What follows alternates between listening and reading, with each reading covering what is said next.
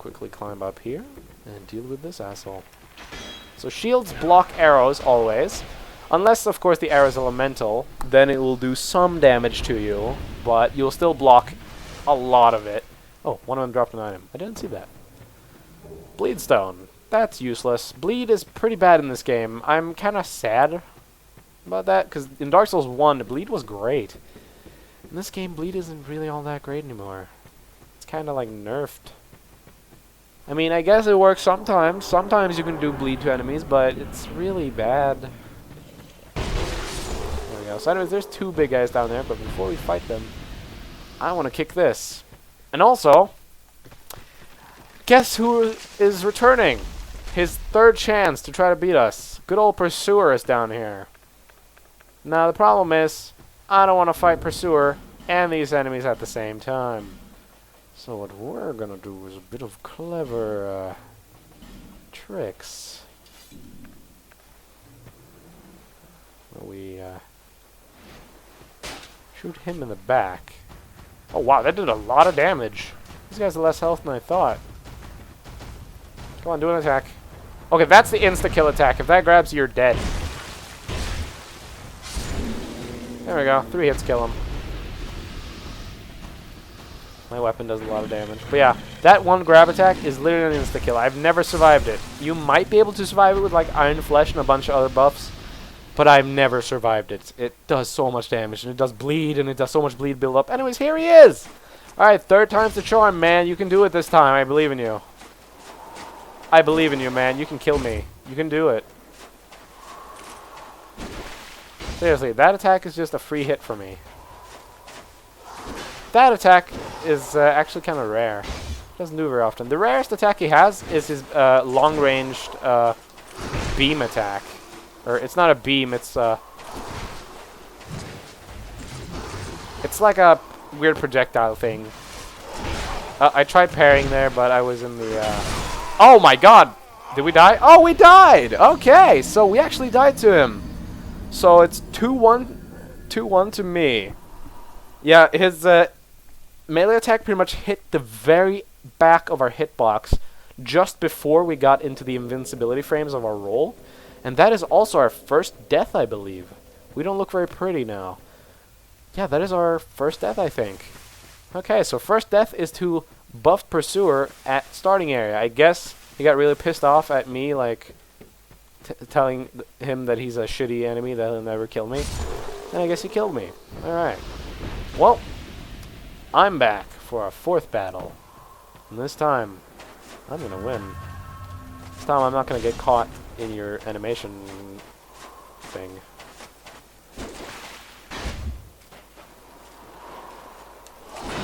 You are as gullible as always. Or as stupid as always. Are you gonna do it again? Oh, I did it too early! I did it too early. So when you want to heal, wait for him to do that charge attack. It's pretty much a free heal. Okay, I need to wait for him to do his attack a little bit more. There we go. So when he's moving his weapon backwards, I shouldn't parry, but when he moves it forward a millimeter, that's when I should parry.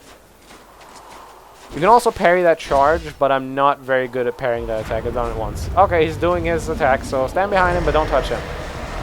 Just like that. And that gives you some free hits in on him. He is pretty much dead. Rip Pursuer. See, he got cocky after his first win, and he thought he could defeat me. Anyways, this well, it's not a chest. It's kind of like a coffin boat thing. If you enter it, you will actually change gender. So I can go from male to female. Let's see how we look as a female. Alright. Lord Swan the Fifth. She'll do a quick sex change.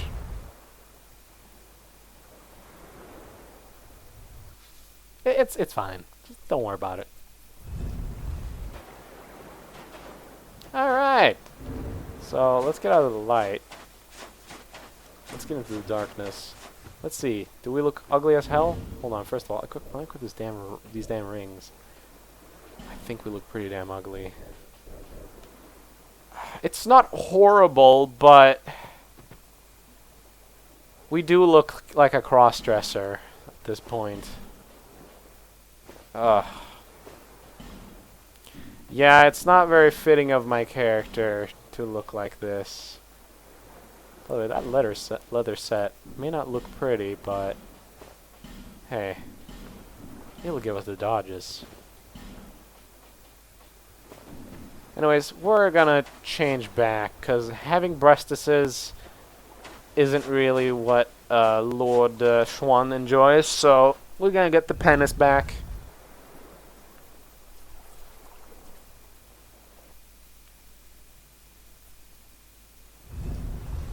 There we go. We got our penis back. We got Lord Schwan yet again.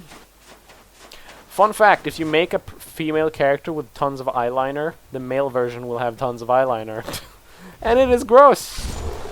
I usually play female characters in these 3D games, or third-person games, because when you play in third person, you stare at the ass of your character a lot. And I don't usually enjoy staring at men's asses all day. So, usually when I play a third-person game, I usually play a female character. But I didn't want to play a female character now. I already came up with the idea of Lord Schwan. So, decided to make a male character. Plus, the female character's death sounds are actually kind of gross. The male character's death sounds are pretty much just normal death sounds. The female character's death sounds are really weird. Maybe they should have hired a different voice actor. Or maybe told the voice actor to make more sounds that sound like dying and not like, well, just make a female character. You'll see. You'll see. Anyways, we will now head off to a new area. This area that we're about to enter has been made a lot harder than it used to be. The area used to be super easy, and you could do it at the beginning of the game for some free souls and some free gear. Now the area's kind of like, if you enter this place, unless you've played this game before and are kind of skilled at the game, you're probably going to die here. The area is beefed up quite a bit. Anyways, we're going to upgrade this stat, adaptability. What it does is, if you look on the side, you'll see agility, or AGL. When I boost this, agility goes up. And for every point of agility we get, we are invincible for longer when we roll. Agility is very important. However, note, if you're a mage, you can also raise agility by upgrading your attunement. So, if you're a mage, upgrade attunement first and then adaptability. Because attunement's more important than adaptability if you're a mage. Anyways, we now have 5 Estus Flasks. Yeah, we have 5 Estus Flasks. So, that's awesome. Anyways, time for the new area, I guess. Unless I have anything else I want to do here first. Also, boss souls. I would recommend you keep them. You can make cool weapons out of them. Of course, you could use the boss soul immediately and gain a bunch of souls for yourself for leveling and stuff. But a lot of these souls can be made into really cool weapons and armor. Not armor, but weapons, shields, and spells. And to get all boss weapons, you're going to need to do multiple playthroughs. But trust me, some of the boss weapons are kick-ass. Some of the ones we're going to get are some of my favorite boss weapons. Anyways, this area is a place you should go immediately when you start the game if you don't have a shield. Because right here you can get a shield. It's not very good, but it is a shield. So if you didn't start with a shield, like the character we shows, the warrior, starts with the Iron Parma, but all the other characters don't start with a shield. But if you go here, you get a shield. Which, it's not good. As you can see, it's worse than my buckler, which my buckler isn't made for blocking, by the way. It's horrible. Look at those stats. It's crap. But it does look like a small Viking shield. I used this shield for my entire Viking playthrough. Look at that. That's great. Anyways, we need to... Oh yeah, I'm going to equip my rings because I wanted to show how the female character looked. We shall put the rings back on. By the way, this ring heals us slowly. Very slowly. 2 health per second. It's Very passive and won't save us ever. Anyways, this is Highest Tower Flame. So these guys are in the Highest Tower Flame. They're very dangerous. Now, I know how to fight them, mostly. The spear guys I have problems with, but these guys, I can handle these guys. As you can see. Now, they have a lot of health, and I would recommend, if this is your first time playing, ignore these guys completely. Don't fight them. However, note, they can drop their armor. It's very good, and it looks very cool. It looks very Templarish. And I actually really want it, so eventually I'm going to come back here and farm the armor. But yeah, we're mostly going to ignore most of those soldier guys, because they're actually pretty difficult to deal with. But yeah, there are some summon signs here. Why not summon? You know, it's fun. Let's do some summoning. Dale's a jerk. Oh my god, his face. Aww. Conatus. Okay, let's summon Conatus.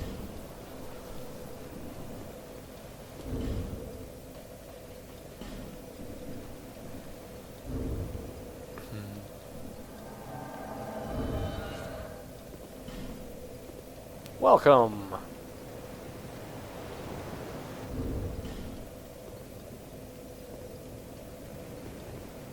Also, just to warn you guys, this area is a very common area to be invaded by hackers. I have been invaded by a lot of hackers here during my days of Dark Souls 2 and Scholar of the First Sin. And just be aware of that. Hackers are... There's a high chance of them being here. It's just a common area for people to invade. I don't know why. I guess because there's 2 bosses here, and one of them's optional. But yeah, there's a new enemy in this area now. Right up there, that's a dragon. We want to defeat it. If we have troubles defeating it in melee, I'll just go buy a bunch of arrows and kill it that way. But we want to defeat it. Oh.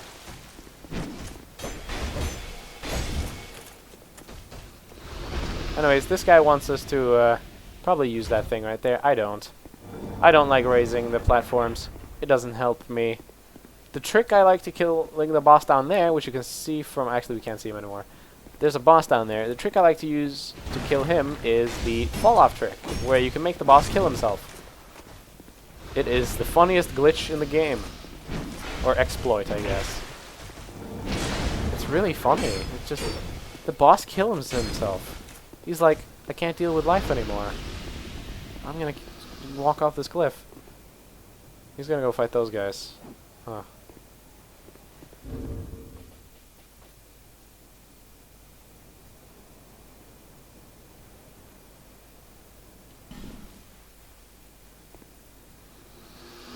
Come with me. Okay, so both of these are going to attack us, so we got to fight them one-on-one. So let's see. That guy's going for him, so I'm going to attack the big guy. Oh, they're both going for him. I'm going to kill the big guy real quick. I'm going to backstab this guy. Also, I love the lance because you can pick up enemies when you backstab them. It's so funny. Nice kill. There's an item down here, and I shall grab it. Anyways, this is the only one I have problems with. He has a spear, and I am really bad at parrying his spear. I don't even know if you can. I always just backstab this guy.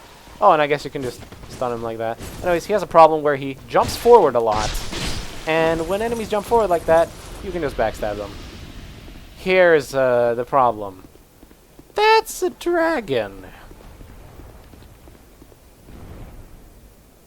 Oh, if you jump, you can get behind the fire. That's real nice. Anyways, there we go. It gave me a nice chance to get in here.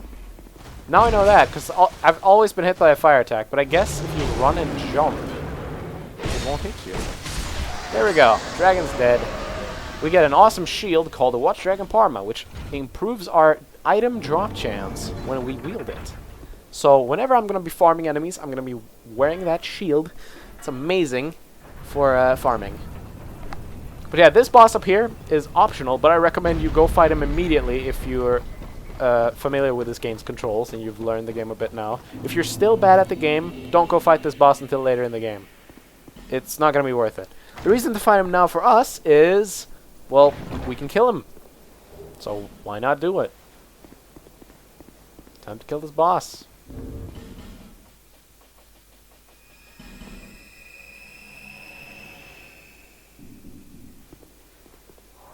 I'm just going to buff my weapon because I can. So here is good old Ornstein. The old Dragon Slayer boss. Now, that is an AoE explosion. When he does that, you want to roll away from him. Anyways, this boss, I don't know his weaknesses. All I know is he's weak to dying. So just hit him a bunch. And if you circle right around him, pretty much almost all of his attacks will miss. Almost. There are a few attacks that will still hit you when you circle right. But mostly, all his attacks will miss. Like that. That attack will still hit you if you circle right.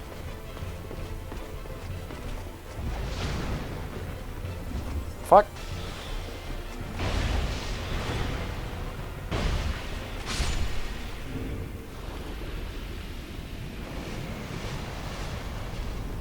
Fuck it. Let's drink it all.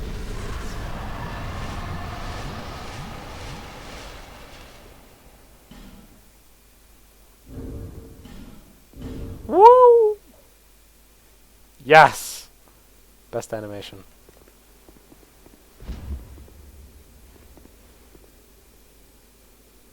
There we go. But yeah, that boss is pretty easy. Solo, I can kill him within a minute. With people, it takes a bit longer, but it's fun. You know, share the fucking fun, guys. Share the fun. Hashtag share the fun. Anyways, we are going to open this, and in here we have two amazing shields. The Tower Shield and the Cleric's Parma. Now, the Tower Shield is a big old shield that will block... By the way, we can't talk to that guy because he thinks we're an asshole because we haven't helped anyone in co-op yet. But yeah, the Tower Shield is a big old shield that blocks physical pretty much 100%, but it requires 30 strength to wield, but it's pretty good for a great shield. Now, the Cleric's Parma, on the other hand, is completely reverse. It doesn't do much for physical, but it can parry spells. You can parry spells. That's badass. Anyways, we just put down our summon sign. I'm hoping that someone's going to summon us. I don't know if it's going to happen. If we get lucky, we'll get summoned. I'm going to go down into this basement and use this bonfire. The reason why that guy won't talk to us is we haven't done any co-op. So I'm hoping that someone's going to summon us into their world so we can do some co-op so we can talk to that guy. The only reason I want to talk to him is there's one item I kind of want to buy from him. But he usually doesn't like selling it to us unless we're nice. And also he has a gesture I like. It's a bow. Like, we have a bow already. It looks like this. But that's just like kind of like we bow a little bit. The other one is a dual bow where we're like, we are going to duel. And then we duel. It's nice.